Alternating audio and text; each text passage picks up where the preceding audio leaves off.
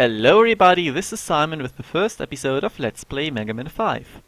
So it begins anew and pretty much nothing has changed, except for the names and portraits I guess. Some people think those guys are the least memorable set of Robot Masters. I don't know, I find them a step upwards, especially from Force at times really doofy designs. Circling through those, however, we meet our first sign of laziness.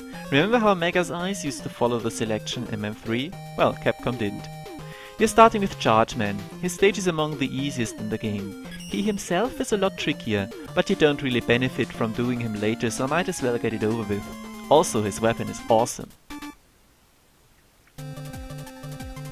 Gotta say, I really like what they did with the backgrounds in this game, shame about the color palette though. So, review as always, our actions: walking, jumping, sliding, standard staple from now on, and also the Buster. Holy shit, have you seen the size of that thing? Yes, the Buster is one thing that did get changed between games. With Light out of commission, the now fully good Dr. Cossack has upgraded Mega's main gun, with commendable results.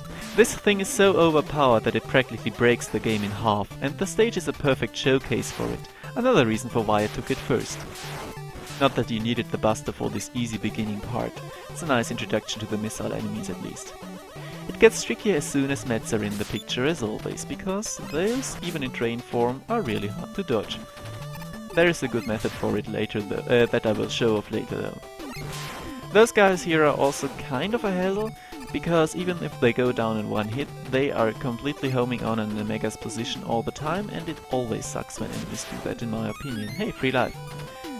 Also, the respawn rate in Mega Man 5 is extremely brutal. If you go back just a few centimeters, those guys will be there right back to hassle you again.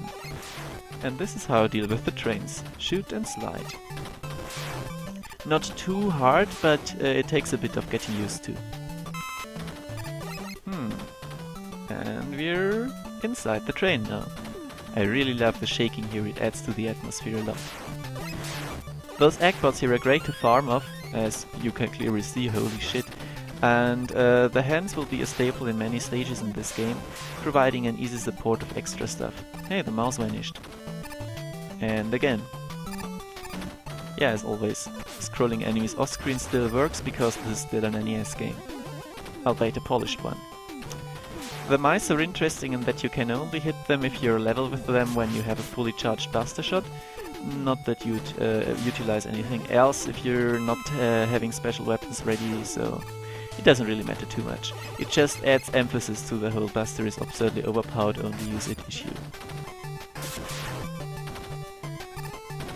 The one thing they did do with the Buster though, to limit its complete brokenness, is that they made it so that when you get hit while charging, you will lose the charge. This will be the case for many later games in the series too. A letter. How do we get it? Well, we utilize our trusty Rush, of course. We've got him with us from the beginning of the game, as always, but wait a second. Huh. Well, that's different. It doesn't really matter at all, because it's not like you'd get any more airtime, it just adds another button press you have to do. It's something I can respect for change, but it really doesn't work too well, I'd say. Random death at the left, the only instance of instant death in the whole game, fortunately. Whole stage, I mean. And another gauntlet of those guys. Not that we don't know how to deal with them by now. Those guys here are actually really good at tracking you with those balls of them. They will also be a staple of enemy design in this game. A fairly interesting one at that, but we'll see more of them later. And whoa, suicide trains, huh? Well, that's not something I'd see a terrorist think up. Yeah, need to comment more on the Mega Buster. And we're at the end. This guy here is also great for last minute farming. However, you really shouldn't need it. One thing though, his hitbox is really wonky, which is the case for many hitboxes in Mega Man 5. We'll see more blatant examples later on though, especially when he returns in another stage. So Chargeman. Chargeman has basically two attacks. That is, charging, obviously, during which he's invincible, and shooting those coals, during which he's invincible also. This makes this fight into a sometimes rather hectic one.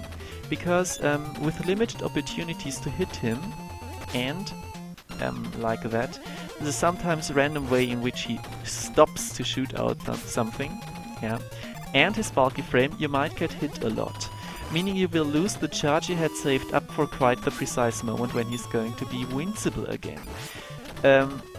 That is, if you lose your cool, you can easily get killed by him, because most of his attacks depend on him hitting you front with his body. But if you keep your calm, you shouldn't have any problems with him. He is among the harder robot masters in Mega Man 5 to bust a duel though. For our efforts we get the Charge Kick, and Charge Kick is a really interesting concept. Too bad it's not too great of a weapon per se, but I will still utilize it to a great degree, you know me. For now, this was Simon with Let's Play Mega Man 5, and thank you very much for your attention.